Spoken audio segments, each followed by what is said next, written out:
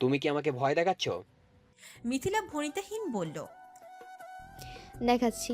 আর তুমি নিতে না এলে কাজটা আমি করব। তুমি আমাকে চেনো না। এখন বলো, তুমি কি করতে চাও?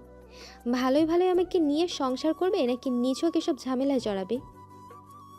ওপাশে তাৎক্ষণিক নীরবতা নামলো। কপালে ভাঁজ পড়ল মিথিলার। দুদিনের আলাপে পলাশকে অত ভালো সে আয়ত্ত করতে পারেনি, তাই এখন ওর মতিগতি নিয়ে শঙ্কিত। ঠিক আছে, বিকেলে আসবো। কিন্তু পলাশ একটু চুপ থেকে বলল। মিথিলার মিউমে থাকা অনুচিন্তিত মুখখানা চকচক করে উঠল। স্ফূর্ত চিত্তে বলল। ঠিক আছে, রাখছি। পলাশ লাইন কাটল। মিথিলার বিজয়ী হাসল বুক ফুলিয়ে। ঠোঁট ভর্তি গাঢ় পৈশাসিক আনন্দ। সে স্ক্রিনের দিকে চেয়ে বলল। তোমাকে চালাক ভেবেছিলাম, অথচ তুমি সেই নাহিদের মতোই আরেকটা গাধা বের হলে। সালমা বেগমকে হাসপাতাল থেকে সন্ধে নাগাদ ছাড়া হলো। ওনার দুর্বলতায় কাবু দেহটা সবাই ধোয়াধুরি করে নিয়ে এলো বাড়িতে। খোরশেদুল অফিস থেকে আবার হাসপাতালে গিয়েছিলেন। অতটুকু সময় আলিয়া বানু আর সালমার ভাইয়ের বউ ছিলেন। রাহাত দরজা খুলল। ওকে আর হাসপাতালে নেওয়া হয়নি। ছোট মানুষ, রোগীদের ভিতর দিয়ে কাজ নেই, রোগীদের ভেতর গিয়ে কাজ নেই। রাহাত মাকে দেখতেই গদিতে জড়িয়ে ধরল। এক প্রকার হামলে পড়ল ওনার বুকের উপর।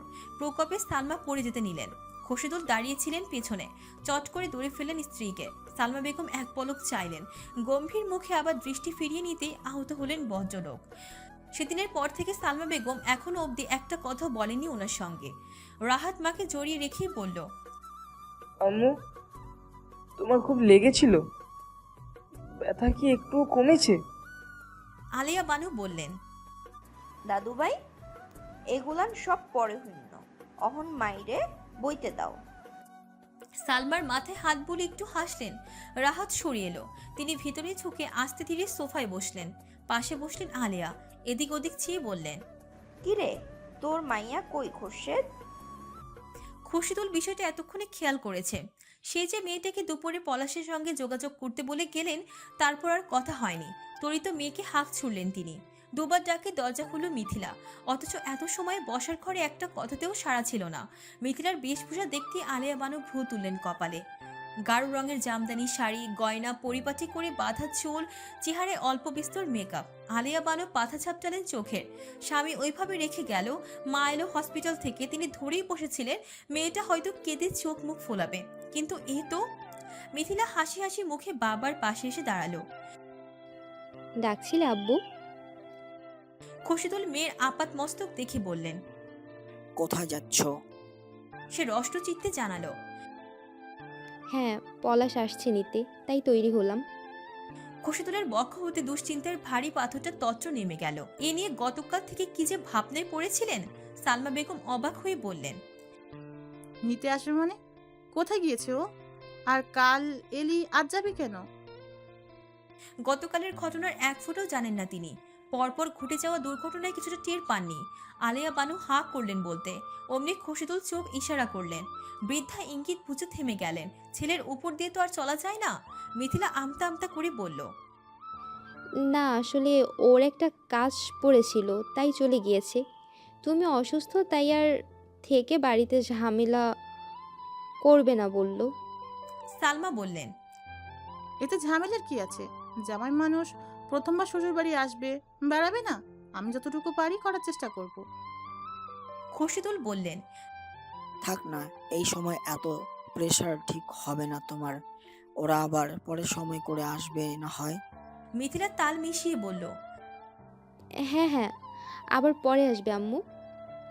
আলিয়া ফোঁস করে শ্বাস ফেললেন। টেনে টেনে বললেন। তোর কন্যা আবার মার প্রেশারও বুঝে? এই যে কত সময় হইল মাইয়াডা আইলো হাসপাতাল দিয়া, একবার তো জিগাইলও না বালামন্দ। মায়ের মাথার যে এত বড় একখান পট্টি ফিরাও তো দেখলো না। মিথিলা কটমট করে উঠল। খোশিদুল মেয়ের পক্ষ নিয়ে বললেন। থাক আম্মা, ছেলে মানুষ অত শত বোঝে না। হ, পোলা মানুষ, আকাম তো ঠিকই করবার পারে। সালমা বুঝতে না পেরে বললেন। ও কি করেছে আম্মা? মিথিলা জ্বলে উঠল। আব্বু, তোমার মাকে থামতে বলো। বুড়ি মানুষ এত কথা বলে কেন? খোশিদুল চুপ থাকলেও সালমা ধমক দিলেন মেয়েকে। কড়া কণ্ঠে বললেন। মিথিলা, উনি তোমার দাদু। গুরুজনের সাথে কেউ এভাবে কথা বলে? মিথিলা চুপ করলেও চেহারায় বিরক্তি। আলিয়া বানু পুত্রবধূর দিকে আপ্লুত চোখে চাইলেন। ছেলে তার সম্মান না রাখলেও পরের মেয়ে ঠিক রাখছে। মায়ের দিক বাড়িয়ে বলল। না। জলের কথা সালমা বলেনি, ছেলেটা নিচে থেকে আনায় সবাই বিস্মিত হলো। সালমা মৃদু হেসে গ্লাসে হাত নিলেন। চুমুক দিতে গিয়ে খেয়াল করলেন পানিতে চুল ভাসছে। হেসে ফেললেন আরো, বললেন, এটাতে ময়লা আব্বু, খাওয়া যাবে না। রাহাত ভেজা হাত পেটের কাছে জামায় মুছছিল। কথাটায় চোখ প্রকট করে বলল, ময়লা? কিন্তু আমি তো ভালো করে দেখে আনলাম। আচ্ছা দাও, পাল্টে আবার ভালো পানি আনছি। গ্লাস দিয়ে রাহাত আবার চলে গেল। ফিরে এলো মিনিটে। আলিয়া বানু গদগদ হয়ে বললেন, কি সুন্দর আমার নাতিটার, মার দিক কত খেয়াল। মাইয়ারে মানুষ করতে না পারলেও পোলা খুব সুন্দর মানুষ করছো গো। সালমা ছোট্ট করে শ্বাস নিলেন। আলিয়া বানু আগের দিনের মানুষ। মেয়ে নাতির প্রতি প্রথম থেকে বিমুখ ছিলেন। যতটা নারাজ হয়েছিলেন মিথিলা হওয়ার সময়, ততটাই প্রসন্ন ছিলেন রাহাত আসার খুশিতে। এমনকি ওনার দৃষ্টিতে পুষ্পিতাকে বাড়িতে ঠাঁই দেওয়ার মতো ভয়াবহ অপরাধটাও মাপ পেয়েছিল এটার কারণে। ঢাকায় বেড়াতে এলে বা শ্বশুর আলোয় গেলে মিথিলার সঙ্গে বৃদ্ধার সর্বদা ঠান্ডা যুদ্ধ বাঁধত। তাই আজকেও ধরে নিলেন হয়তো এজন্য এসব বলছে। অন্যদিকে মিথিলা দাদির প্রতিটা কথায় খটমট করছে নীরবে। মায়ের জন্য কিছু বলতেও পারছে না। তবে এত এত ঘটনার মধ্যেও একমাত্র মহিদুল আলম নিশ্চুপ বসে। পৌর লোকটি হ্যাঁতেও নেই, নাতেও নেই। সালমা স্বামীর দিকে চাইলেন, কণ্ঠে নম্রতা। তোমার উপর আজ অনেক ধকল গেল, তাই না? খসিদুল একটু নড়ে চড়ে দাঁড়ালেন। না, কিসের ধকল? সকাল থেকেই তো কত ছোটাছুটি করতে দেখলাম, তাই আর কি। খসিদুল মনে মনে খুশি হয়েছেন। ভাবলেন সালমা তাহলে পুষ্পিতাকে তাড়িয়ে দেওয়া নিয়ে আর রাগ করেনি। সহজভাবে কিছু বলতে নিলেন, সাহসা আটকে গেলেন ওনার পরের কথায়। আর যদি পুষ্পিতাটা থাকতো, কারোর কিছু করতে হতো না। সব একা হাতে সামলাতো মেয়েটা, আমার যত্ন নিত। কতবার অসুস্থ হয়েছি, ঘরের কেউ টেরই পায়নি। পাবে কেমন করে? এর আগেই হুলুস্থুলু বাঁধিয়ে সেবা করে একদম সুস্থ বানিয়ে ফেলেছে। চোখের অশ্রু জলটুকু বেয়ে ওনার গালব দিয়ে এলো। কঠিন কিছু বলবেন ভেবে গিলে নিলে সালমা অসুস্থ বলে। আশ্চর্যজনকভাবে আলিয়া বানু সায় মেলালেন আজ। মন খারাপ করে বললেন, কথাখানা সঠিক। আগে যতবার আইসি মায়েরা যত্নার্থে ত্রুটি রাহে নাই, আন্তরিক আছিল, যেন আমি ওর নিজের দাদি। মিথিলা আরেক দিক ফিরে দুই গাল ফুলিয়ে শ্বাস ফেলল। তিতি বিরক্ত সে। অতিষ্ঠ পুষ্পিতার প্রশংসা শুনতে শুনতে অধৈর্য চোখে দেওয়াল ঘড়ি দেখল। পলাশ আসবে কখন? ও বাড়ি গিয়ে কত কাজ, কত গোছ গাছে বাকি। এই বৃহস্পতিবার তো কানাডার ফ্লাইট। ভাগ্যিস আগে ভাগে তার ভিসা পাসপোর্ট করা ছিল, না হলে এত দ্রুত তো আর যাওয়া হতো না। মিথিলার লোচন দয় ধীরে ধীরে উজ্জ্বল হয়ে ওঠে। বৈদেশের বিলাসবহুল জীবনের চিত্রটাও একে একে লোভে টলমল করলো ভেতরটা। খসিদুল ও সমানভাবে পুষ্পিতার প্রশংসা শুনতে অনীহ। প্রসঙ্গ কাটাতে বললেন, আম্মা, আমি বাজার আনছি, ফ্রিজে মাছ আছে। ওর তো শরীর ভালো না, আপনি একটু কষ্ট করে এ বেলার রান্নাটা করে দিয়েন। আলেয়া ভ্রু কুচকে বললেন, কেন আমি রান্ধুম কেন? তোর এত বড় কন্যা কি করব? হ্যাঁ থাকতে রান্ধন বারণ আমি পারতাম না। মিথিলার তাজ্জব বনে গেল। আমি রান্না করব? আমি? আমার হাতের মেহেদি এখনো ওঠেনি, আর আমি কিনা মাছ কাটবো, মশলা ঘুটবো? ইয়াক! আলেয়া মুখ বেঁকিয়ে বললেন, আইসে আমার রাইস রানী। শোর বাড়িত গেলে 2টা দিন পর এমনি চুলার আগুন ঠেলান লাগবো। এখন এই সমস্ত মেহেন্দি ছুটতে যাইব, বুঝছো? মিথিলা রেগে মেগে কিছু বলতে চাইলেও সালমা থামিয়ে দিয়ে বললেন, কাউকে কিছু করতে হবে না আম্মা, আমি করব যা করার। আলেয়া প্রতিবাদ করে উঠলেন, কেন তুমি এই রোগা শরীরে কাম করবা কেন? এইসব কইরা মাইয়াডারে মাথায় তুললা ফেলছো। রানলে হেতির জাত যাইব, পরের ঘরে যাইয়া রানবো না? মিথিলার সাথে সাথে বলল, নো ওয়ে! পলাশদের বাড়িতে রান্নার আলাদা লোক আসে। আমি কি যেন তেন ঘরের বউ হয়েছি নাকি? তা হইব না কেন? তুমি তো। খসিদুল মাঝপথে চসূচক শব্দ করে বললেন, উফ, থামো তো তোমরা। রান্না আমি করব, হয়েছে যত সব। হেই তো করবাই বাপ, যা মাইয়া বানাইছো। এখন রানবা, 2 দিন পর দেখবা এই মাইয়া লইয়া লজ্ঞা আরো কত কি করণ লাগবো। আলিয়া বিরতি নিতেই কলিং বেল বাজলো। খোশতুল আর দ্বিতীয় জবাবে গেলেন না। মিথিলা উৎফুল্ল চিত্তে বলল, পলাশ এসেছে মনে হয়। খোশিদুল সদর দরজার পাশে দাঁড়িয়েছিলেন। ছিটকিনি টানলেন রাতারাতি। সত্যি সত্যি ওপাশে পলাশ দাঁড়িয়ে। ওনাকে দেখে ছেলেটা সালাম দিল। খোশিদুল উত্তর করলেন। ভিতর ভিতর হাঁপ ছেড়ে বাঁচলেন। যাক, ঘটনা বেশি দূর গড়ানোর আগেই মিট হয়ে গিয়েছে। চলতি মাসের 29 তারিখ আজ। নতুন মাস শুরু হতে হাতে গোনা 2 দিন মাত্র। তারপরই বৈশাখ সরিয়ে জায়গা নেবে জ্যৈষ্ঠ। প্রচন্ড গরমে হাঁসফাঁস করবে কাকাতর। ফাঁকা রাস্তায় নামবে তৃষ্ণার্ত শালিকের জোড়া। তবে আজকের প্রকৃতি ভবিতব্যের এই নিষ্ঠুরতা বুঝতে দিতে নারাজ। সকাল সকাল ঝমঝমিয়ে বর্ষা নেমেছে। মধ্যাহ্নের দাপাদাপিতেও পিচের রাস্তা এখনো ভেজা। ড্রেন চুয়ে চুয়ে যাচ্ছে ময়লা পানির স্রোত। বাতাস ভারী। শীতার্ত এক দুপুর। কিছু কিছু জায়গায় রোদ পড়েছে, তবে নিরুত্তাপ তার প্রখরতা। ঠিক বিকেলের কোমল সূর্য ঘেঁষে ছুটে আসা রোদ্দুরটার ন্যায়। তীব্র ছাদবিহীন লাল টুকটুকে জিপটা রাস্তার এক কোণায় দাঁড়িয়ে। মাথার উপর ফুটওভার ব্রিজ। অন্তহীন মানুষের পদধ্বনি স্পষ্ট শোনা যায়। শুধু সে একা নয়, আজ জিপের উপর জায়গা নিয়ে বসেছে আরো 5 জন। শাফিন তীব্রর পাশের সিটে, পেছনে মিরাজ, মুশফিক, আরমান। কেউই সাথে আজ বাইক আনেনি। হুট করে তীব্র তলব পাঠানোয় হাজির হয়েছে বিলম্বহীন। সবচেয়ে বড় কথা, আজ অমাবস্যার চাঁদের ন্যায় তাদের সঙ্গ দিচ্ছে নাহিদ। প্রায় সপ্তাহখানেক পর বাইরে বের হয়েছে ছেলেটা। চোখ মুখ এখনো কাহিল শুষ্ক। এ কদিন আরমান ওকে রেখে এক পা অবধি নড়তে পারেনি। তীব্রর কড়া নির্দেশ, নাহিদের মাথা ঠিক নেই। একা ছাড়লে যা খুশি করে বসতে পারে। সেই আশঙ্কায় আরমান নিজেও সিটিয়েছিল। ভয়ে নাহিদকে ওয়াশরুমের দরজাটা অবধি লাগাতে দেয়নি। গরুটা একটা মেয়ের শোকে যেই পরিমাণ কাঁদছে না, জানে উল্টোপাল্টা কি ঘটায়। তবে আজকের ঘটনা একটু ব্যতিক্রমী। তীব্রর খবর পাঠানোয় আরমান যখন বের হওয়ার প্রস্তুতি নিতে ব্যস্ত, হুট করে নাহিদ নিজেই প্রস্তাব রাখলো। বাসায় আর ভালো লাগছে না রে, আমিও যাই। সবার সাথে আড্ডা দিলে হয়তো ভালো লাগতো একটু। আরমান সঙ্গে সঙ্গে তীব্রকে জানালো সে রাজি এক কথায়। মোটামুটি ওদের দিয়ে তার জিপ পরিপূর্ণ এখন। 3 জনের আসনে ওদের 4 জনের একটা গাদাগাদি বাতলেও কেউ টাটু শব্দ করছে না। আপাতত তারা চিন্তিত, কৌতূহলী। এই যে গত আধ ঘন্টা যাবৎ এইভাবে সবাই রাস্তায় বসে আছে, এর সঠিক কারণ কি? তীব্র হুইলের উপর 2 পা উঠিয়েছে। একটার উপর আরেকটা মেলে ক্রস বানানো। ডান হাতে ফোন, বা হাতে সিগারেট। না কিছু বলছে, না কিছু করছে। তার এমন উদ্বেগহীন ভাবমূর্তি বন্ধুদের মাথার উপর দিয়ে যায়। একে অপরকে একটু পরপর ভ্রু উঁচায় সবাই। কিন্তু কেউই কিছু জানে না। নাহিদের অবশ্য এসবে আগ্রহ নেই। তবে বাকি 4 জন অধৈর্য হয়ে পড়ল। মীরা জিজ্ঞেস করেই বসলো, কিরে বেট্টু, আজ হঠাৎ উত্তরায় কেন এলাম? কাজ আছে এখানে? হ্যাঁ, শাফিন বলল, কি কাজ? তাহলে বসে আছিস কেন এরকম? চল, যা করতে হবে সেরে আসি। তীব্র ছোট শব্দে জানালো। কাজ এখানেই। এখানে? মুশফিক চূড়ান্ত অনীহা প্রকাশ করলো। ধুর, ভাল লাগে না। উত্তরায় একদম মন টেকে না আমার। গুলশানেই জোশ। তীব্রর ফোনের দিকে চেয়েই বলল, তোকে এখানে বেড়াতে আনিনি। আরমান শুধায়, তাহলে কি করব বল না? এরকম মূর্তির মতো বসে থেকে কোমর ব্যথা করছে। বসতে ব্যথা করলে শুয়ে থাক। আরমান ঠোঁট উল্টালো। নাহিদ আশেপাশে দেখছে। একমাত্র ঘটনা বোঝা নিয়ে তার ভাবান্তর নেই। তীব্র আরো অনেকক্ষণ পর ফোন নামিয়ে রাখলো। রাস্তা ঠিক ওই পারে তাক হলো তার ঘোলাটে চোখ। শটান দাঁড়ানো এক একটা বিল্ডিং এর উপর বুলিয়ে আনলো নিপুণ দৃষ্টি।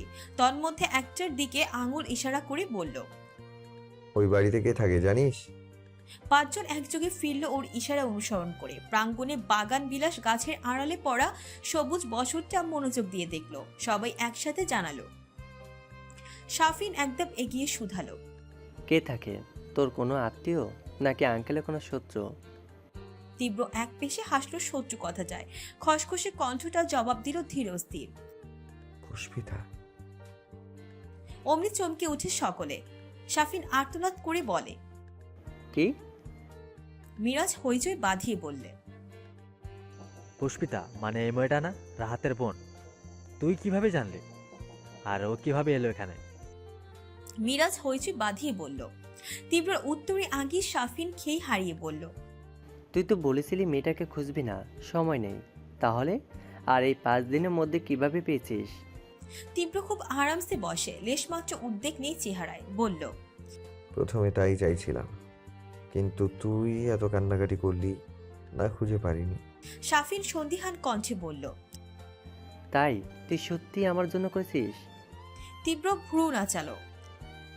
এছাড়া আর কোনো কারণ আছে তোর কাছে? আবার আহাম্মকের মতো বলে বসিস না আমি মেয়েটার প্রেমে পড়ে এসব করলাম। মুশফিক এটাই বলতে চাইছিল, জিভ থেকে খসের আগে তালা ঝুলিয়ে দিল তীব্র। সে চুপটি করে চোরের মতো গিলে ফেলল কথাটা। আরমান অবাক হয়ে বলল।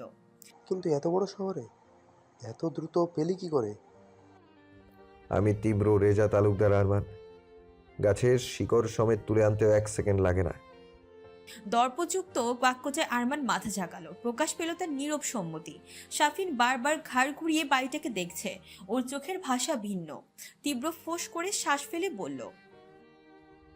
মেয়েটির কলেজে লোক লাগিয়েছিলাম, সেই অনুযায়ী এ অবধি পৌঁছেছি। মেয়েটা এখন ওর বান্ধবী আর তার মায়ের সাথে থাকে। 3 তলার প্রথম বাসাটাই ওদের।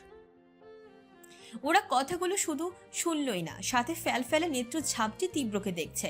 বন্ধুর লম্বা হাতের ব্যাপারে তারা গাত, অথচ আজ যেন বিন্দুমাত্র সন্দেহেরও জায়গা রাখেনি তীব্র। 5 দিনে পুরো গেতিকুল জেনে নিল যে তাকে নিয়ে সন্দেহ করবে কার সাধ্যি। সাফিন বাড়ির দিকে চোখ রেখে ঠোঁট নেড়ে বলল। এখন তাহলে আমরা কি করব? যাব ভেতরে? না। সাফিন ফিরে যায়, তবে তীব্র নিশ্চুপ এই কথার জবাব দেয়নি। তবে অপ্রস্তুত বন্ধুদের পেছনে হেলে দিয়ে টান বসালো জিপে। দালান ছেড়ে কিছুটা সামনে গিয়ে থামলো। এবার পিছু চেয়ে একবার রংচটা নিবাসে চোখ বোলালো। 2 অক্ষিতে তার কিছু আছে, ভীষণ গাঢ় আর অন্যরকম কিছু। নুহা আজ ব্যস্ত। রান্নাঘরে বসার ঘরে নিরন্তর ছোটাছুটি চলছে, আর এই ছোটাছুটি খুব মন দিয়ে দেখছে পুষ্পিতা। নুহা তাকে বসিয়ে রেখেছে খাবার টেবিলের এখানে। কড়া করে বলেছে, তোর রান্নাঘরে উকি দেওয়া বারণ। কাল থেকে ইউটিউবে একটা রান্নার রেসিপি দেখে দেখে মুখস্থ করেছে নুহা। ইটালির বিখ্যাত একটা পদ। সকালে নাস্তা খেতে বসেই মা আর পুষ্পিতার সামনে সগৌরবে ঘোষণা দিয়েছে এই রান্না সে নিজের হাতে করে খাওয়াবে। পুষ্পিতা পুতুলের মতো বসে রয়েছে তাই, কিন্তু নুহা পড়েছে বিপদে। এমন ভাব নিয়ে ঘোষণা দেওয়াটা একদম উচিত হয়নি ওর। এখন যদি সবকিছু পারফেক্ট না হয় তখন ইজ্জত থাকবে? সমস্যাটা যদিও সেখানে নয়, সমস্যা হলো রান্না করতে গিয়ে সে আবিষ্কার করেছে যা যা লাগবে তার অনেক কিছুই বাড়িতে নেই, থাকার কথাও না। এরকম হিজিবিজি রান্না তো পূর্বে বাড়িতে হয়নি। মা ছুটির দিন বাঙালি রান্না করেন, মাঝে মধ্যে ক্লান্ত লাগলে শুয়ে বসে বিশ্রাম নেন। ভুয়ার রান্না খেতে হয় তখন। সে নিজেও চা কফি বানানো ব্যথিত ওখানে যায় না। তাহলে কি নেই কি আছে কিভাবে জানবে? এই নিয়ে দারোয়ানকে নুহা 2 বার সোপার সোপে পাঠিয়েছে, কিন্তু শেষবার খেয়াল করলো টমেটো আর সয়া সস আর লেটুস পাতা নেই। নুহা আহত হলো ফ্রিজে ঘেটে। শেষে শ্রান্ত ভঙ্গিতে এসে পুষ্পিতার পাশে চেয়ারে ধপ করে বসে পড়ল।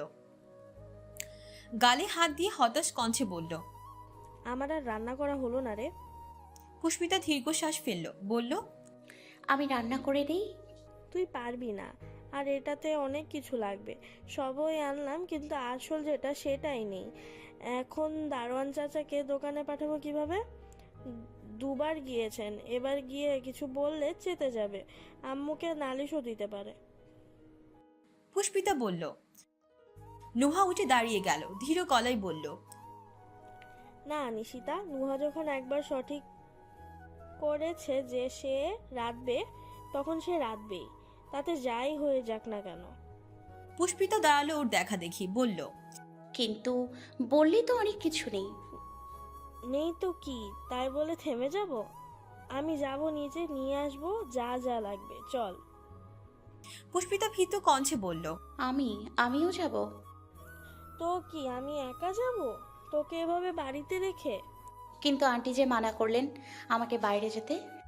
নুহা মাছি তাড়ানোর মতো হাত নেড়ে বলল, আরে ধুর, তোর আন্টি কি অফিস বসে দেখবে যে আমরা বের হয়েছি, নাকি বাসায় সিসি ক্যামেরা লাগানো? আমরা জাস্ট যাব, উপকরণগুলো কিনবো আর চলে আসবো, কোথাও দাঁড়াবো না। পুষ্পিতার চিন্তাটুকু তাও কমে না। যেখানে নুহার মা নিজে নিষেধাজ্ঞা দিয়ে গেলেন, সেসব অমান্য করবে ভাবতেও পারছে না ও। কিন্তু এত কিছু নুহার কানে মাথায় ঢুকলো না। সে নিজের মতো পার্সে টাকা ভরে ওকে টেনে টুনে নিয়ে বের হলো। সদর দরজা পেরোতেই পুষ্পিতার বুক ধুপধাপ শুরু হয়। আচমকা বিষয়টা নিজেও চমকে ওঠে, যেন সম্মুখে কিছু ঘটবে, জানার মাঝেও অকল্পনীয় অজানা কিছু একটা। নাহিদ গাড়ি থেকে নেমেছে, তার খিদে পেয়েছে ভীষণ। যাওয়ার আগে বন্ধুদের জিজ্ঞাসা করলো, কে কি খাবি? প্রস্তাব শুনতে এক একজন উৎফুল্ল হয়ে পড়লো। চারজন মিলে একটা ছোটখাটো খাবারের ফদ্দ মুখে বলে ঝুলিয়ে দিল ওর সামনে। কোক থেকে শুরু করে একটা চিপসও বাদ গেল না। নাহিদের চেহারা শুকিয়ে এলো অমনি। কিছু না বলে তীব্রকে জিজ্ঞেস করলো, যখন সে সরাসরি শুধালো। পকেটে টাকা আছে? নাহিদের পকেট আসলেই ফাঁকা। গড়ের মাছ না হলেও যা আছে তাতে জুৎসই বাজেট হয় না। মিরাজ ওরা যেই হারে খাবারের কথা বললো, ওসব তো আরই না। তীব্র তার মুখাবব পরখ করি বুঝে ফেললো বিষয়টা। নাহিদ এমনিতেও বেকার, বাবার হোটেলে খায় দেয়। আজ সপ্তাহ খানিক শেখানো যায়নি, টাকা আসবে কোত্থেকে? নাহিদ ভেজালহীন ছেলে। তীব্রদের সাথে আজ অব্দি কোনো মারামারি কাটাকাটিতে সে থাকেনি। রক্ত দেখলে উল্টে পড়ে যেখানে সেখানে তাকে নিয়েও বা কি লাভ? তীব্র জানে নাহিদ জীবনেও ওদের নাম ভাঙিয়ে দোকান থেকে বিনামূল্যে কিছু নেবে না। ও অন্যরকম, ভদ্র। শুধু ওদের সঙ্গে মেশে বলেই নাম উঠেছে বকাটের খাতায়। তীব্র চুপচাপ মানিব্যাগ থেকে টাকা বের করলো। দুটো নোট হাতে দড়িয়ে দিয়ে বলল, আমার জন্য একটা স্প্রাইটের ক্যান ঠান্ডা। নাহিদ আপ্লুত চোখে তাকালো, পরপর মুচকি হাসলো কৃতজ্ঞতায়। তীব্র বাইরে থেকে যাই হোক, যেমনই হোক, ওর ভেতরটা কেবল ওর সাথে মিশলে বোঝা যায়। আর এই সুপ্ত তথ্যটুকু ওদের বন্ধু গোষ্ঠী ব্যতীত কেউ জানে না, হয়তো তীব্রর বাবাও না। আর ছেলেটার অমন চরিত্রের জন্যই নাহিদ ওর পিছু ছাড়তে পারল না। নিজে সভ্য হয়েও বকাটে তীব্রর স্বাদ দেওয়ার মধ্যে অন্যরকম আনন্দ পায় সে। সেবার কলেজে থাকাকালীন একবার বাবা খুব মেরেছিলেন, তাও তীব্রর সাথে আড্ডা দিতে দেখে। নাহিদ মুখে বলেছিল আর মিশবো না ওর সাথে, কিন্তু সেই কথা আজও রাখিনি। কেন রাখবে? যে তীব্র বন্ধুদের সব বিপদে নির্দ্বিধায় পাশে দাঁড়ায়, তাকে ছেড়ে যাওয়া যে পাপ। এই যে ও চাইলো বলে মিথিলাকেও আনতে গিয়েছিল, এমন বন্ধুর সঙ্গ ভদ্রতার দোহাই দিয়ে ত্যাগ করা যায়? তীব্রর জন্য যে ও জান দিত তৈরি। নাহিদকে ঠায় দাঁড়িয়ে দেখে তীব্র চোখ ছোট করলো। হা করে কি দেখছিস? যা। ছেলেটার পরিধান হতে নড়ে চড়ে ওঠে। নাহিদ প্রস্থান নিতে না নিতেই তীব্র বন্ধুদের দিকে ঘাড় ঘোরালো, রেগে মেগে বলল, তোদের মাথায় কি ঘিলু বলে কিছু নেই? নাহিদের অবস্থা জানিস না? তাহলে হাভাতের মতন লিস্ট দিলি কেন? আমি তোদের না খাইয়ে রাখি? তিনজন চুপ। মিরাজ মিনমিন করে বলল। মুশফিক ওরা খেপে তাকালো। মিরাজ চোরের মতো মুখ নিয়ে চেয়ে থাকলো আরেক দিক। তীব্র কচমচ করে ফের কিছু বলতে চায়। আবিল অক্ষে আচমকা বিক্ষিপ্তভাবে নিক্ষেপ হয় জিপির ভিউ মিররের উপর। সাহসা কণ্ঠনালে রুদ্ধ হয়ে থেমে গেল তীব্র। থামলো তার অসম্পূর্ণ কথাটুকু। পুষ্পিতা আসছে, সাথে ছায়াসঙ্গী নুহা। জিপের কাছে ফুটে আছে তার পরিষ্কার বিম্ব। পরনে কুচকুচে কালো চুড়িদার, সুতির ওড়নাটা পেট থেকে পেঁচিয়ে এনে মাথার চুলটাও আবৃত। সে কৃষ্ণবর্ণ রং হতে বেরিয়ে আছে অতীব শুভ্র আদরের বৃত্তাকার মুখখানি। চঞ্চলতাহীন দুই চোখ রাস্তায় যানবাহন দেখতে ব্যস্ত। মাঝে মধ্যে নুহার দিকেও ঘুরছে, ঠোঁট নেড়ে নেড়ে এটা সেটা বলছে। তীব্র চেয়ে থাকে। আরশির উপরে তার ঘোলাচে আঁখির সবটুকু নিবিষণ। একটা সময় বক্ষ ফুলে ফেপে চোখ বুঝে শ্বাস ফেলল। খুব আস্তে বাকিদের উদ্দেশ্যে বলল, মেয়েটা আসছে। তীব্র মেয়েটা বলে উদ্দেশ্য করা মানবীটির পরিচয় আলাদা করে দিতে হলো না। বিগত দিনগুলো এতবার শুনেছে সবাই, মুখস্থ এখন। শাফিন তচ্ছল লাফিয়ে শুধালো, কই কই? পেছনে।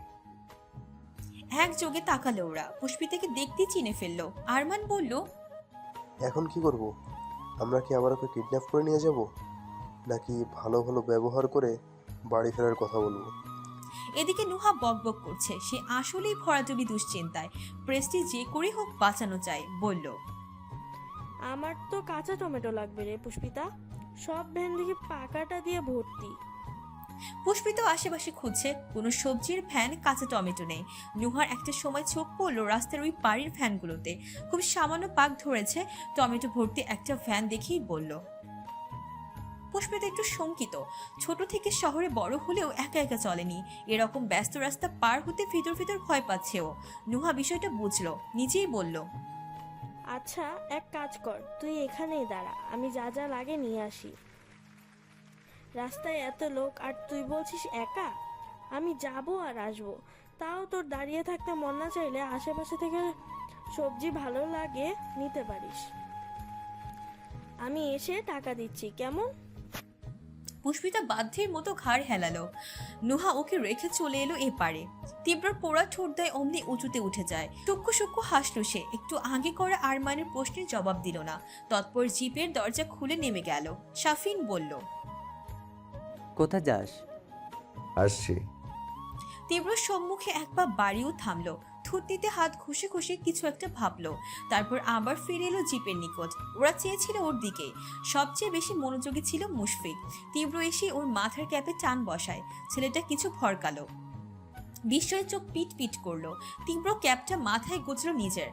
সিটের ফ্রন্ট প্লেস থেকে একটা ওয়ান টাইম মাস্ক নিয়ে নাক মুখ ঢাকলো। দুটো জিনিসের ব্যবহারে মুহূর্তে বেশ পাল্টে গেল।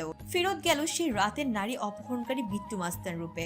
সাফিন ওরা বিব্বল চোখে চেয়ে থাকে, সাথে প্রচন্ড বিভ্রমে হাবুডুবু খায়। বিট্টু আবার এই বেশ নিয়েছে কেন? তবে তীব্র এসব আমলে নিল না। বন্ধুরা প্রশ্ন করবে সে সময় অবধি দিল না। লম্বা পায়ে তরবরিয়ে হেঁটেই চলে গেল রাস্তার ওপাশটায়। আরমান সেদিক চেয়ে বলল, কি ব্যাপার বলতো? বিট্টুর হাবভাব কিছু বুঝেছিস তোরা? মুশফিক মিরাজ সঙ্গে মাথা নাড়ল, বলল, না রে ভাই, ও কি করছে ওই জানে, কিছু তো বলছেও না। এত রহস্য রাখছে কেন? এত রহস্য দিয়ে তো একটা ওয়েব সিরিজ বানানো যাবে। সাফিনের কপালে ভাঁজ পড়েছে। তীক্ষ্ণতার চাউনি, তীব্র চালচলন বেশ সন্দেহজনক। ওদের সামনে অনীহার ভান করে, অথচ ভেতর ভেতর যেন ওর আগ্রহী সবচেয়ে বেশি। এই যে নেমে গেল, পুষ্পিতার কাছে গিয়ে দাঁড়ালো, এসব কেন? কেনই বা একা একা ওদের না জানিয়ে মেয়েটাকে খুঁজে বার করছিল ও? নাহিদ বন্ধুদের হুকুম মতো সব স্ন্যাক্স একটা বড় পলি থেকে ভরে নিয়ে এসেছে। ড্রাইভিং সিটে খালি দেখে বলল, বিট্টু কই? তার প্রশ্নের উত্তর এলো না। দেখা গেল চারজন এক এক ধ্যানে নিবেশিত। সাফিন তাকিয়ে তীব্রর দিকে, আর মিরাজ, মুশফিক আর আরমানের নজর অন্য কোথাও। নাহিদ ওদের দৃষ্টি অনুসরণ করে নিচেও তাকালো। একটি মেয়ে ব্যথিত তেমন কিছু না পেয়ে বুঝে নিল যা বোঝার। দুপাশে অতিষ্ঠ ভঙ্গিতে মাথা নাড়ল সে। ঢেকি স্বর্গে গেলেও ধান ভাঙে। বদমাশগুলো এখানে এসব শুরু করে দিয়েছে। তীব্র জিপের কাছে একটা বড় স্টেশনারি শপ। নুহা সেখানে এসেছে মশলার সস নিতে।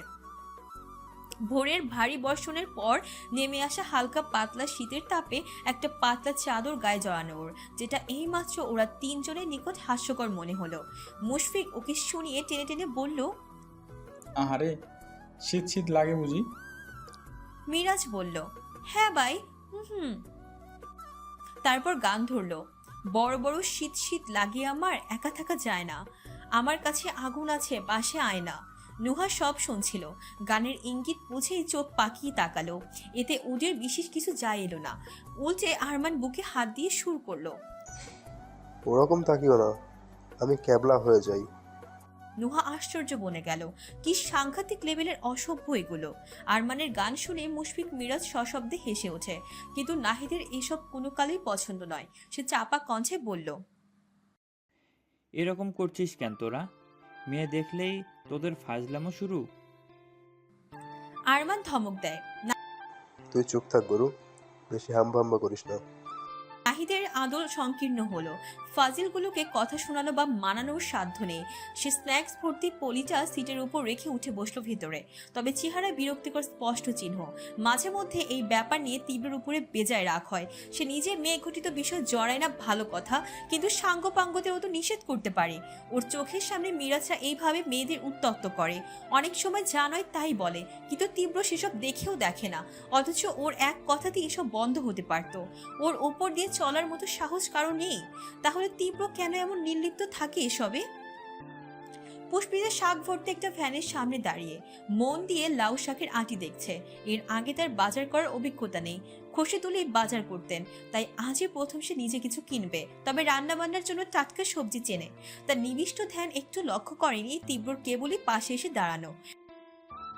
সে যখন সতেজ সবজি বাছাবাছিতে ব্যস্ত, তীব্র সরু চোখে চেয়ে। আজকের পুষ্পিতার সেদিনকার পুষ্পিতাতে যেন বিস্তর তফাৎ। তীব্র অতি নৈকট্য তার আপাত মস্তক দেখল। দুটো ক্ষুদ্র গভীর দৃষ্টি খুঁটে খুঁটে ঘুরে এলো ওর সমস্ত চেহারায়। সেদিন রাতের ভয়ার্ত নেত্রদয়ের চাউনি আজ বড় সাবলীল। ওই সময় আতঙ্কে যুবতব মেয়েটার রাঙা ঠোঁট একটার উপর আরেকটা চেপে বসেছে। আঁকা বাঁকা ভ্রুতে গুটি কয়েক ভাঁজ, ক্ষণে ক্ষণে বৃষ্টির ফোঁটার ন্যায় টুপটুপ করে নেত্রপল্লব ফেলছে। নরম রোদে তির্যক আলোটা সরাসরি মুখের উপর পড়ায় চিকচিক করছে গায়ের রং। তীব্র সুগভীর ধ্যানের মাঝে পুষ্পিতার রিন রিন স্বর কানে বাজে। শাক কত করে? 30 টাকা, 20 টাকা রাখা যায় না? তীব্র টান টান শৈল প্রান্ত গুছিয়ে এলো অমনি। অবাক হলো ভীষণ। 30 টাকা থেকে 20 টাকা, 10 টাকা দিয়ে কি হবে? অথচ এ মেয়ে এমন টান বসিয়েছে দাম শুনে যেন 3000 টাকা বলেছে। আচ্ছা 25 টাকা দেই। পুষ্পিতা সহজ চোখে ঘাড় ঘোরায়। পাশের মানুষটিকে নিতান্ত সে কৌতূহলে, অথচ মাস্ক ক্যাপ পড়ুয়া পরিচিত লোকটিকে দেখতে আটকে উঠল, বক্ষপট থক করে কাপড় গতিতে। তীব্র ছেলেটিকে জবাব দিতে চেয়েও ওর তাকানো দেখে থামলো। সে রাতের পরে নিভু নিভু উষ্ণ দুপুরের মধ্যে আরো একবার চোখাচোখি হলো দুজনের। পুষ্পিতার ভীত ভ্রান্ত দৃষ্টিতে পুনরায় মিশে গেল তীব্রর পূর্ণ অসহ্য দৃষ্টি।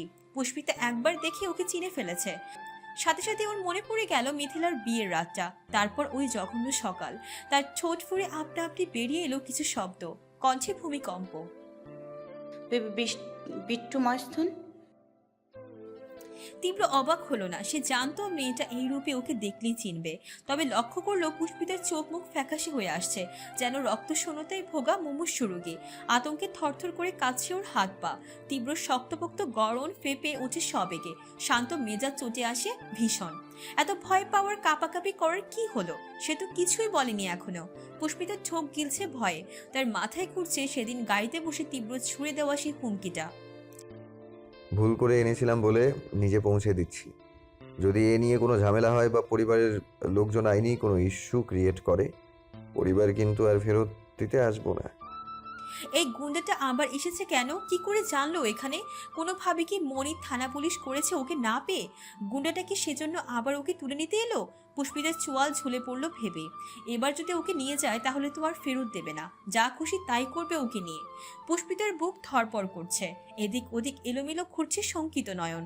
এক পা করে পিছনে যাচ্ছে সে। হাব ভাবের অমন দশা দেখে তীব্র ভ্রুতয় আরো এঁকে বেঁকে এলো। রাগটা তুঙ্গে উঠল অচিরে। বরাবরের কর্কশ কণ্ঠটা আরো চড়া করে বলল, এই মেয়ে, এত ভয় পাওয়ার কি আছে? আমি কি? পুষ্পিতা তাকে পুরো কথা শেষ করার সুযোগ দিল না। তীব্রর এই মেয়ে শুনে রুহু উড়ে গিয়েছে, কলিজা ছলাৎ ছলাৎ করছে। ষষ্ঠ ইন্দ্রিয় বলছে এখানে থাকা বিপদ, পালাতে হবে, অতি সত্বর গুন্ডাটার সামনে থেকে পালাতে হবে। তীব্রর কথার মধ্যখানে দুরন্ত পায়ে ছুটে লাগায় সে। তীব্র ভ্যাবাচাকা খেলো, হতবম্ব হয়ে চেয়ে রইল। রাগে গজগজ করে উঠল সমস্ত দেহ। পুষ্পিতার ছোটার প্রকোপে মাথার ঘোমটা খসে পড়েছে, পিঠের ওপর মোটা ঝুঁটিটা উন্মুক্ত। হাওয়া আর দৌড়ানোর কারণে দোলনার মতো দুলছে সেদিক। চেয়ে থেকে থেকেই সামান্য বিষয়টা মনোযোগ খাটিয়ে দেখল তীব্র। হুট করে সারানোর ব্যাপারখানার মনের ভিতর ঢুকে গেল ওর। কমে গেল রাগ। গুটিয়ে থাকা ভূত টান টান করে আচমকা হেসে ফেলল সে। দন্তপাটি মুক্ত করা সুন্দর হাসি, সাথে কণ্ঠ ফুঁড়ে বেরিয়ে এলো কতক ঝরঝরে আওয়াজ। বিড়বিড় করে বলল, তীব্রর নজর যখন পড়েছে, পালিয়ে যাবে কোথায়? পুষ্পিতার শ্বাস রুদ্ধ করা অবস্থা। ফর্সা মুখ বিবর ভয়ে আতঙ্কে আরো সাদা হয়ে এসেছে। বুক কাঁপছে, ড্রিম ড্রিম শব্দটা স্পষ্ট। এই মুহূর্তে দাঁড়িয়ে আছে নুহাদের সদর দরজার সামনে, দেওয়ালে পিঠ ঠেসে রাখা, হাঁপিয়ে গিয়েছে দৌড়ে আসায়, নিঃশ্বাসের দুঃসহ ধারা।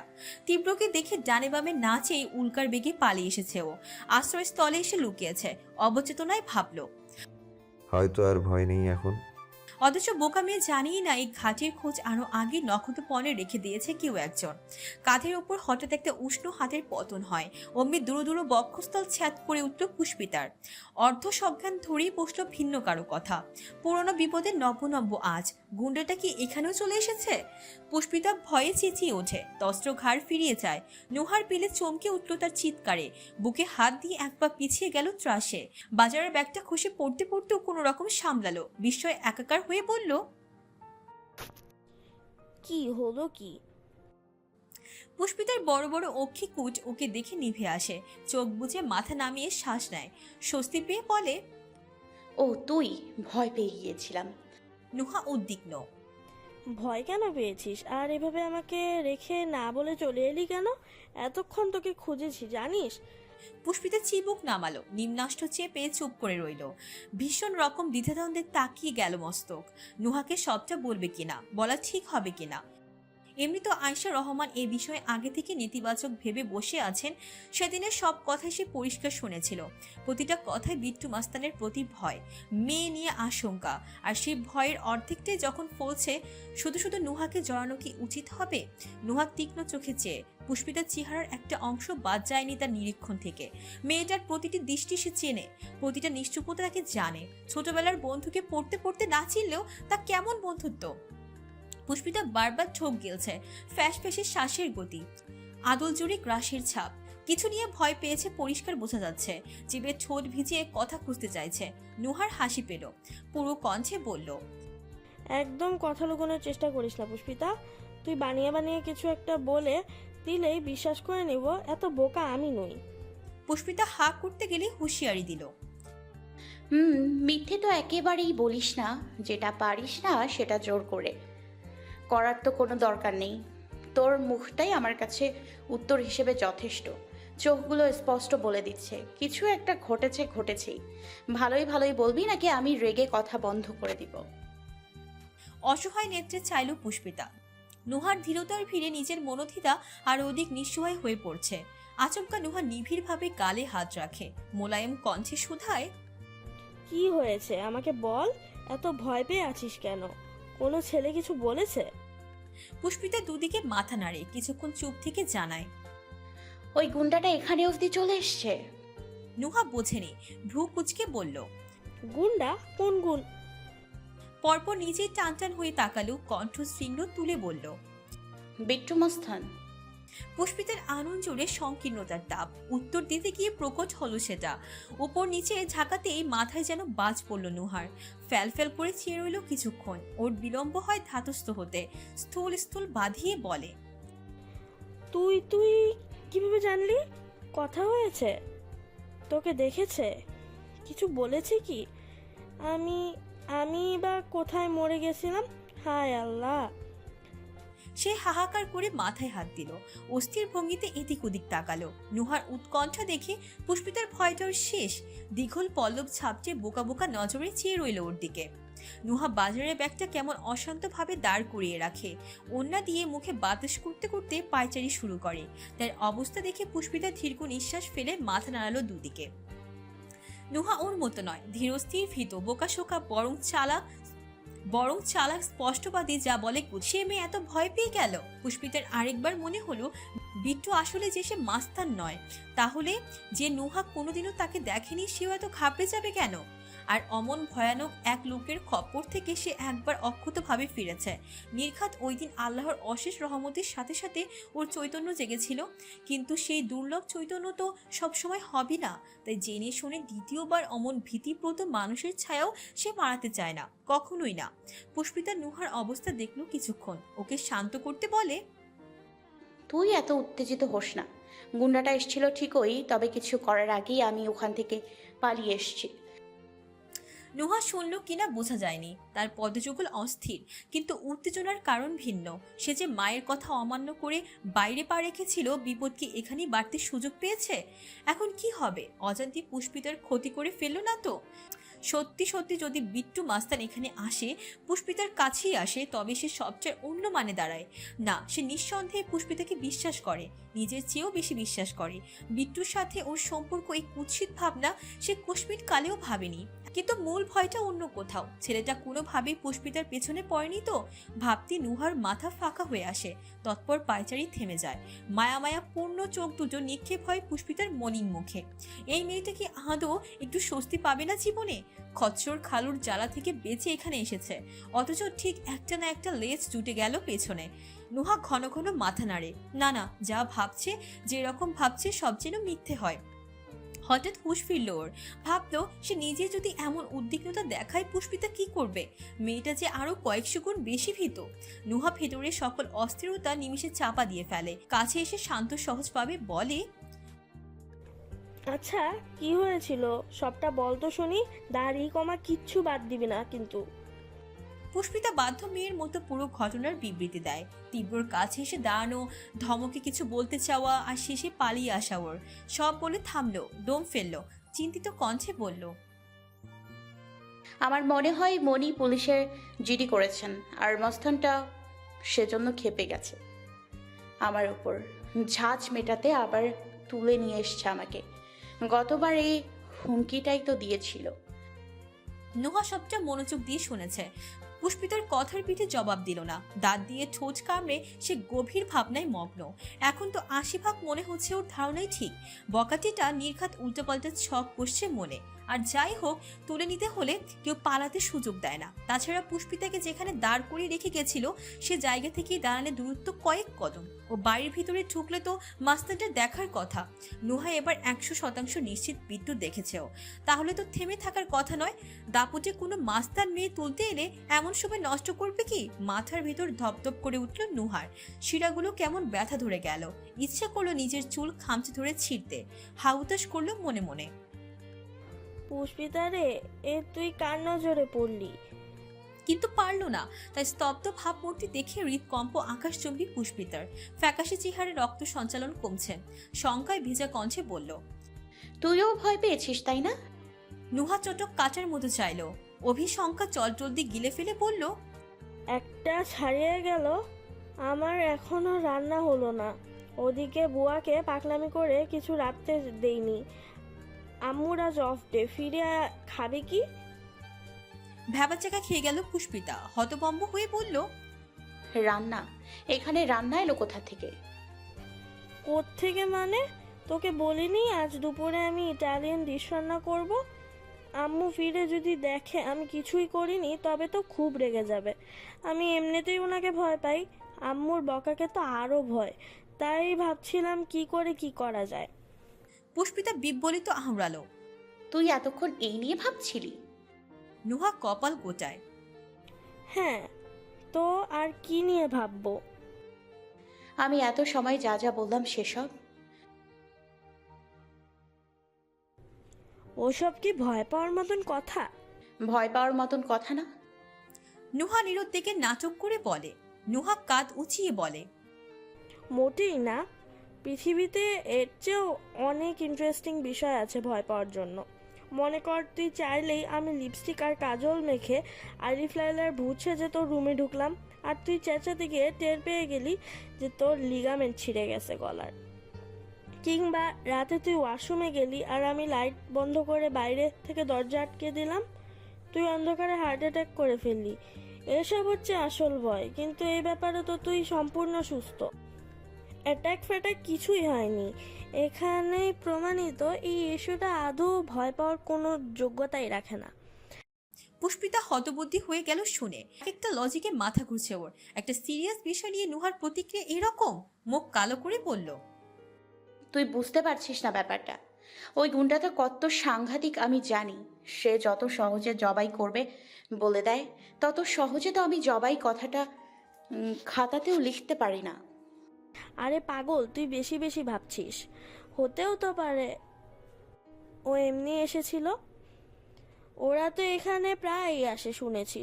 এলাকার লোকজনের মুখে মুখে এদের নাম। আর হয়তো এখানে এসে সে তোকে দেখে হালচাল জিজ্ঞেস করতে গিয়েছে। বকাটে হলে কি হবে, ভেতর ভেতর তো এরা সমাজসেবক হয়। পুষ্পিতা নাক চোখ কুচকে বলল, তোর মাথাটা গেছে নুহা। ছাড়ে সব, ভাগ্যে যা আছে হবে। চল ভেতরে চল।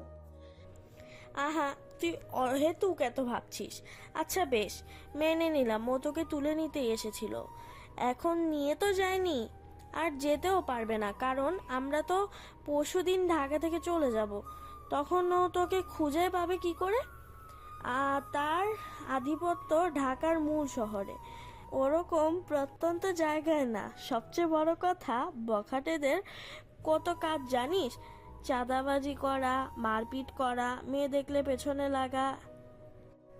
এত কিছু রেখে সে নিশ্চয়ই তোকে তুলে আনতে যাবে না গাজীপুর। নুহা হড়বড়ে ভঙ্গিতে বলে থামলো। একটা সুবিশাল শ্বাস টানলো। ঠোঁটে ছোলালো মেয়েকে নিশ্চিন্ত হাসির সাইনবোর্ড। পুষ্পিতা ভাবনায় পড়েছে। খুব মন দিয়ে ভাবার পর আবিষ্কার করলো সব কথা ঠিক। এখান থেকে চলে গেলে তো আর কোনো সমস্যাই থাকলো না। তৎক্ষণাৎ নিভৃত দৃষ্টি যুগল তার চকচকিয়ে ওঠে। মৃদু হেসে বলে, তাই তো, আচ্ছা ঠিক আছে। কিন্তু হাসিটার দিকে মমতা নিয়ে চেয়ে রইল নুহা। চাউনিতে তার এক পৃথিবী দুঃখ। খুব করে প্রার্থনা করলো তার অনুমান ভুল হোক। ওরকম একটা মাস্তান পিছনে পড়লে পুষ্পিতার জীবন শেষ হতে আর কাউকে দরকার হবে না। কিছুদিন কেটেছে। নৈসর্গে তখন পুরো দস্তর জ্যৈষ্ঠের হুড়ুহুড়ি। সূর্য মেতেছে উগ্রতায়। প্রচণ্ড খরতাপেও আগুনরূপী সৌন্দর্যে তার দারুণ গরম জ্বলন্ত রঙে চলছে পৃথিবী। সেদিন হঠাৎ করে নুহাদের বিল্ডিং এর সামনে হাজির হলো শাফিন। তীব্র ন্যায় মুখ ঢেকে নয়, তার নিজস্ব সাবলীল রূপে।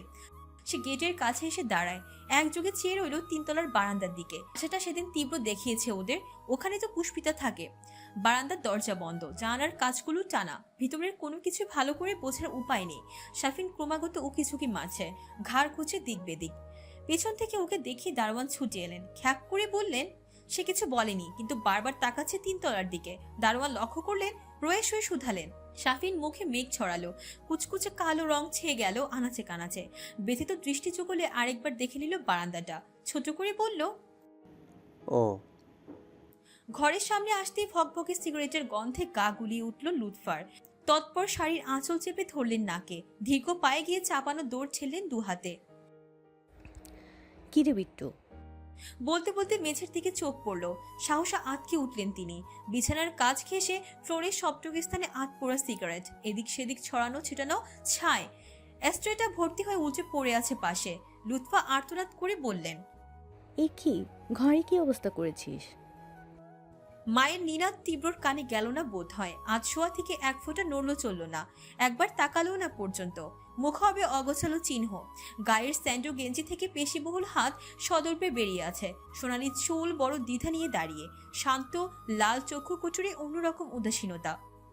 লুৎফা চলচলতি ভিতরে ঢুকলেন, সারা ঘরে চোখ বুলিয়ে হতাশ শ্বাস ফেললেন। পরপর উঁচু কণ্ঠে হাঁক ছুড়লেন কাজের মেয়েটিকে। মেয়েটি সেকেন্ডে ছুটে আসে, ধোয়ার গন্ধে শ্বাস আটকে আসে তারও। লুৎফা নাক মুখ চেপে রেখে বললেন, তাড়াতাড়ি করে ঘরটা পরিষ্কার করে দে তো। মেয়েটি ঘাড় হেলায়। যেতে নিলে তীব্র মুখ খুলল এবার, আটকে দিয়ে বলল, না, আমার এখনো খাওয়া হয়নি, শেষ হলে ডেকে নেব, তুই যা। লুৎফা হতবাক হয়ে বললেন, কি বলছিস কি? একেবারে এত সিগারেট কেউ খায়? শরীরের দিকে একটু তাকাবি তো। সময় নেই, আপাতত খুব চিন্তায় আছি। লুৎফা উদ্গ্রীব হয়ে বললেন, কিরকম চিন্তা? সে ক্লাস 9 থেকেই সিগারেট ধরেছিস, এখনও খাচ্ছিস একেবারে নেকশাখরের মতো। হৃদয়টাকে ছাইনা বানিয়ে ছাড়বি না, তাই না? একবারও ভাবিস না যে তোর কিছু হলে মায়ের কি হবে? তীব্র নিরুত্তর বসে রয়, কোথাও একটা চেয়ে থেকে সিগারেটের ছোট বসায়। লুৎফা মর্মে মর্মে আশাহত হলেন। এই সিগারেট নিয়ে একসময় জামশেদের কি মারটাই না খেয়েছিল ছেলেটা, অথচ তাও ছাড়ানো গেল না। ভদ্রলোক ক্লান্ত হয়ে একটা সময় বকাবকি করাও ছেড়ে দিয়েছেন, আর এখন ছেলে কাউকেই মানে না। কি সুন্দর সাবলীল ভাবে মায়ের সামনে ধোয়া ছাড়ছে, জড়তা নেই, সংকোচ নেই, একটুখানি সম্মানও নেই সম্পর্কের প্রতি। এতটা বেপরোয়াও কেউ হয়? এখন কি কথা জবাবও দিবি না? তীব্র ঠান্ডা স্বর, খুব চিন্তায় আছি, বললাম না, ভবিষ্যৎ নিয়ে ভাবছি। এই মুহূর্তে আমাকে ডিস্টার্ব করা তোমার উচিত হচ্ছে না মা। ছেলের শীতল অবজ্ঞায় মুখ থমথমে হয়ে গেল লুৎফার। মাতৃসুলভ নয়ন ছলছল করে উঠল। ভেজা কণ্ঠে বললেন, তুই এরকম হয়েছিস কেন বলতো? আগে মনে হতো তোর বাপ একটা পাথর, এখন দেখছি তুই তাকেও ছাড়িয়ে গেছিস। মা সারাদিন মাথা ঠুকে মরে গেলেও কিচ্ছু এসে যায় না, তাই তো? তীব্র সূচক শব্দ করে বলল, এখন যাও মা, এসব নিয়ে পরে কথা হবে। পরে পরে তোকে পাই আমি? কখন বাড়িতে আসিস, কখন বের হোস নিজেই জানি না। তুই বাবা ছেলের হাতে আমাকে দেওয়ার মতো সময় কোথায়? সত্যি করে বলতো বিট্টু, তুই কি আমাকে একটুও ভালোবাসিস না? এতক্ষণে ফিরে চাইল তীব্র, ঠোঁট একদিকে উঁচু করে হেসে বলল, হ্যাঁ বললে বিশ্বাস করবে, না বললে মেনে নেবে। লুৎফা বললেন, এত কঠিন কঠিন কথা বলছিস কেন? উত্তর দে, কিছু একটা বল, যাতে অন্তত মনে শান্তি পায়। তীব্র নিরুৎসাহিত জানালো, আমি কখনো কারো মনে শান্তি দেওয়ার জন্য কিছু করতে পারি না। তোমার জন্য এই নিয়ম পাল্টানো উচিত হবে না। লুৎফা বুক ভাঙা দীর্ঘশ্বাস ফেলে বললেন, বাপের রক্ত কড়াই গন্ডে ফলছে, তাই না? পুরোটা ওনার মতো শক্ত মানুষ হচ্ছিস। তীব্র অনীহ কণ্ঠে বলল, মন্ত্রী মশাইয়ের মতন হলে তো অন্তত শখের বসে বখাটে হতাম না, সংসদে গিয়ে ভাষণ দিতাম। লুৎফা কিছু বলার মতো খুঁজে পেলেন না, আর নম্র গলায় অনুনয় করলেন, জানি শুনবি না, তাও বলছি, পারলে সিগারেট খাওয়াটা ছাড়। মায়ের একটা কথা রাখ বাবা, মা কখনো খারাপ চায় না সন্তানের। আচ্ছা। আচ্ছা শুনে লুৎফা খুশি হয়ে গেলেন, গদগদ হয়ে বললেন, সত্যি ছেড়ে দিবি? কাল থেকে। সাহসে হাসিটা কমে গেল ওনার। কিছুক্ষণ ভগ্ন হৃদয় নিয়ে চেয়ে রইলেন তীব্রর মুখের দিকে। এই কাল দিনটা আর কোনোদিনও আসবে না তিনি জানেন। এত বছরেও এইটুকু অন্তত আয়ত্ত হয়েছে। এর আগে যতবার অনুরোধ করতেন এই কথা বলে তীব্র সান্ত্বনা দেয়, ক্ষণিকের জন্য থামিয়ে রাখে ওনাকে, কিন্তু সত্যিকারের সিগারেট ছাড়তে পারে না। লুৎফার কথা বাড়ালেন না, এক বুক ব্যর্থতা নিয়ে পা বাড়ালেন যেতে। তীব্র তক্ষুনি পেছন থেকে ডাকলো, মা। লুৎফা ফিরলেন। সে বলল, মনে করো একটা কিছু আমার ভালো লেগেছে, কিন্তু সেটা আমাকে ভালো চোখে দেখছে না, কি করা যায়? ভদ্রমহিলা বিস্মিত হয়ে বললেন। তীব্র বা হাতের থুতনি চুলকে চুপ করে রইল। লুৎফা আগামাথা বুঝলেন না কোনো কিছুরই। অল্প সময় অপেক্ষা করলেন, হয়তো ছেলে কিছু বলবে, কিন্তু বলল না দেখে ঘর থেকে নিশ্চুপ বেরিয়ে গেলেন। শাফিন মন মোড়া হয়ে বসে আছেন, চেহারা কোথাও একটুখানি উজ্জ্বলতা নেই। পাশে বন্ধুদের নিরন্তর হাসাহাসি আড্ডা। চায়ের কাপটিকে অবধি সে ঘোষণা করলো বিষাদ, বিষাদ এবং বিষাদ। মিরাজ, মুশফিক, আরমান, নাহিদ বিভ্রান্ত। তারা বেশ অনেকক্ষণ ধরে খোঁজাচ্ছে ওকে, কি হয়েছে জানতে চাইছে, কিন্তু শাফিনের ঠোঁটে যেন তালা ঝোলানো। কিছু না, এরপর আর একটা বাক্য উচ্চারণ করলো না। শেষে হাল ছাড়লো ওরা, মন দিল নিজেদের কাজে। একবার তীব্রর ফোনে কল করলো আরমান। আজকে আসতে একটু বেশি দেরি হচ্ছে ওর। তীব্র এলো আরো আধ ঘন্টা পর, ঘোলা দুই চোখে রাজ্যের ক্লান্তি, কোটরের শ্বেতাংশ জবার মতো টুকটুকে লাল, রাত জাগা নির্ঘুমতার ছাপটা পরিষ্কার। এতক্ষণে নড়ে চড়ে উঠলো শাফিন। তীব্র মাত্র এসে বসতে উঠে পাশে গিয়ে বসলো, খুব মন খারাপ নিয়ে বলল, জানিস কি হয়েছে? মিরাজ, মুশফিক, আরমান কচমচ করে একে অন্যকে দেখলো। মুশফিক রেগে রেগে বলল, শালা আমরা এতক্ষণ ধরে জিজ্ঞেস করছি, এই বেটা মুখই খুলেনি, কিন্তু দেখ যেই বিট্টু এসছে সুরসুর করে বলে দিচ্ছে। মিরাজ খচখচে গলায় বলল, আজ তো একটা বকাটে। নাহিদ বুঝতার বলল, বিষয়টা সোজাভাবে দেখলেই হয়, হয়তো শাফিন আমাদের থেকেও বিট্টুর কাছে বলে শান্তি পায় তাই। আরমান বলে, হয়েছে পণ্ডিত মশাই, আপনি আপনার জ্ঞান আপনার গোলে রাখুন। মিরাজ বলল, কারণ আপনি অনেক ভদ্র ছেলে, আর আমাদের মতো বকাটেদের ভদ্রতে আছে। নাহিদ অসহ্য ভঙ্গিতে কপাল কুঁচকালো, তবু পাল্টা তর্কে গেল না। তীব্র চাইল ওর দিকে, মুখের করুণ দশা দেখে কপালে ভাঁজ ফেলে বলল, কি হয়েছে? সুপ্তর আহাজারিটা ভেতরে কোনো রকম চাপা দিল শাফিন, মনো কষ্টে বলল, পুষ্পিতারা নাকি বাসা ছেড়ে চলে গেছে। খুব জোরদার একটা প্রতিক্রিয়া আশা করেছিল শাফিন। গত দিনগুলোর পর এমন প্রত্যাশা ভুল কিছু, কিন্তু এবারও তাকে নিরাশ করতে তীব্র নিষ্প্রভ উত্তর। তুই অবাক হসনি? কি নিয়ে? এই যে ওরা বাসা ছাড়লো তাতে। তীব্র কোকের ক্যানে গলা ভেজালো, খুব সাবলীল তার স্বর। অবাক হওয়ার মতো ঘটনা হলে হতাম, ভাড়া বাসায় থাকে যখন বাসা পাল্টাবে স্বাভাবিক না? তীব্র প্রখর নেত্রে চাইল, তাকানোর ধরনে একটু আগ্রহ পেল শাফিন। ভাবলো হয়তো এবার বিট্টু আমলে নিয়েছে, অথচ সে চোখ সরু করে বলল, তুই কি করে জানলি? এতক্ষণ বাকিরা ওদের কথাবার্তা শুনছিল। প্রশ্নটায় শশব্যস্ত চাউনিগুলো ঘুরে গেল শাফিনের দিকে। থতমেত খেল সে।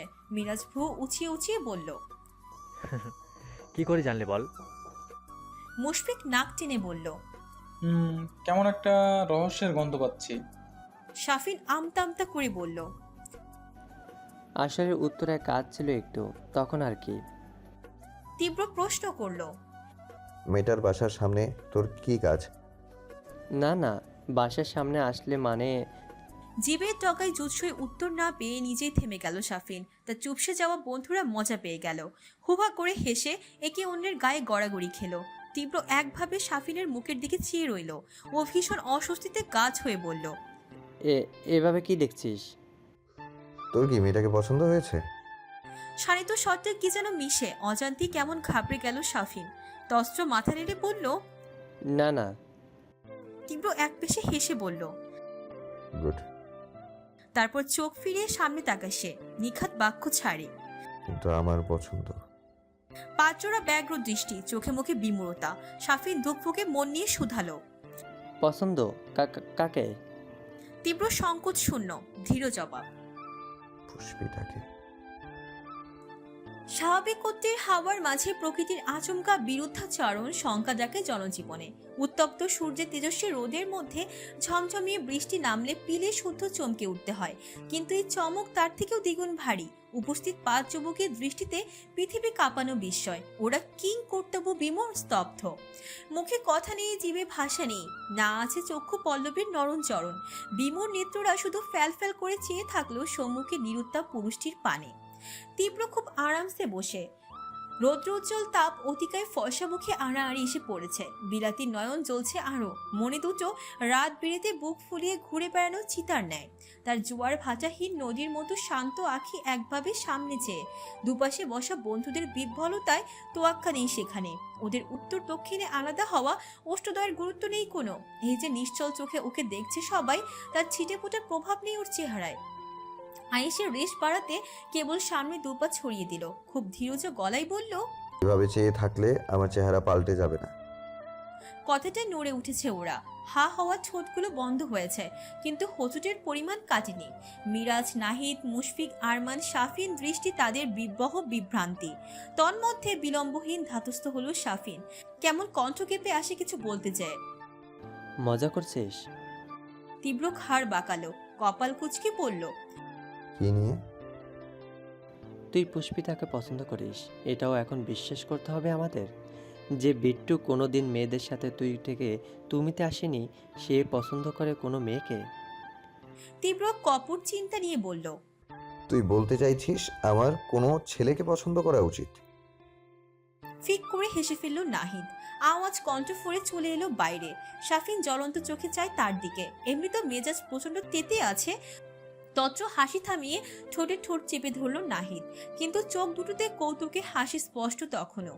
তীব্র সায় দাঁড়ানো, ঠান্ডা গলায় বলল, মেয়েদের সাথে তুই তুকারি করি মানে এই নয় যে কোনোদিনও বাচ্চা কাচ্চার বাপ হব না।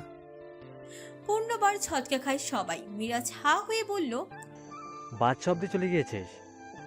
আরমান অস্থিরতায় বাইক থেকে লাফ দিয়ে নামে। ঝটপট তীব্র সামনে এসে বলে, তোর পুষ্পিতাকে পছন্দ?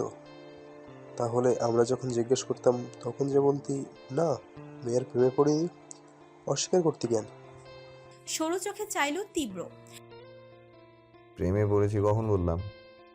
ভ্যাবাচেকা খেয়ে গেল ছেলেটা। হতবুদ্ধি ভাবে বন্ধুদের দিকে চোখ বোলালো, থেমে থেমে বলল, প্রেমে পড়িসনি? না। মিরাজ বিভ্রান্তিতে হাবুডুবু খেয়ে বলল, একটু খোলাসা করে বল না ভাই, ছোট মাথায় এত প্যাঁচ নেওয়া যায় না। তীব্র চোখের ইশারায় ওকে কাছে ডাকে। মিরাজ এগিয়ে আসে চটপট। পাশে বসলে তীব্র ওর কাঁধ পেঁচিয়ে গুছিয়ে বলল, মেয়েটাকে ভালো লেগেছে, কেন লেগেছে জানি না, তবে প্রেমে পড়িনি। প্রেমে পড়লে বুক ধুকপুক করে শুনেছি, আমার ওসব হয়নি। এরপর নাহিদের দিকে চাইল, নিশ্চিন্তভাবে শুধালো। ঠিক বললাম? সে অবিলম্বে মাথা ঝাঁকালো। হ্যাঁ, মিথিলার সামনে গেলে করতো আমার। মুশফিক চসূচক শব্দ করে বলল, আবার মিথিলা সঙ্গীত শুরু। নাহিদ চোখ নাক কুচকে বলল, এমন করছিস কেন? ওকে তো ভালোবাসি আমি। চুপ কর বেটা, পরের বউকে ভালোবাসি শুনলে পাবলিক ঝাড়ু মারবে তোর কপালে। নাহিদ চুপ করে গেল। পরের বউ কথাটা বুকের মধ্যে জন্ম নিলে চিনচিনে এক ব্যথার। মিথিলা যাই করুক, ওর ভালোবাসা তো মিথ্যে ছিল না। বিয়ে হলে কি ভালোবাসা মরে যায়? মিরাজ দেখলো প্রসঙ্গ ঘুরে যাচ্ছে, বলল, এই তোরা থাম তো, বিট্টু তুই বল ভাই তারপর কি? তীব্র লম্বা শ্বাস টেনে বলল, হঠাৎ করে মনে হয়েছে ওকে পছন্দ হয়েছে। আর যেখানে তীব্র রেজা তালুকদার কোনোদিনও এসব মেয়েটিকে নিয়ে ভাবেইনি, সেখানে হুটহাট কাউকে ভালো লেগে যাওয়া মানে সাংঘাতিক কিছু নয় কি? সে মাথা দোলায়। সে তো বটে। মুশফিক মুখ কালো করে বলল, কিন্তু এখন কি হবে বিট্টু? তুইও পছন্দ করলি আর মেয়েও শহর ছেড়ে ভাগলো, এখন আবার কি করে খুঁজে পাবি? কলেজে তো আর আসবে না। ভারী চিন্তার কথাটি শুনে হেসে ফেলল তীব্র। পরিচ্ছন্ন ঠাট্টার হাসি দেখে মুশফিকের মাথা আউলে আসে। বুঝতে না পেরে শুধায়, হাসছিস কেন? তোদের কি মনে হয় যাকে পছন্দ বলতাম তার কোনো খোঁজ আমি রাখি না? তারপর প্রশ্নবিদ্ধ নজর তাক করল সে। সবাই উৎসুকে একাকার। তীব্র তেজি কণ্ঠে জানালো, ওরা গাজীপুর যাওয়ার জন্য যেদিন মাটিতে পা রেখেছে খবর সবার আগে আমি পেয়েছি। এতক্ষণ চুপচাপ সব শুনছিল সাফিন। বিস্মিত নজরে চাইলো এবার। স্তম্ভিত বাকিরা আর্তনাদ করে বলল। সাফিন অধীর গলায় আওড়ালো। তুই আগেও জানতি এ কথা? তীব্রর প্রতাপী আওয়াজ।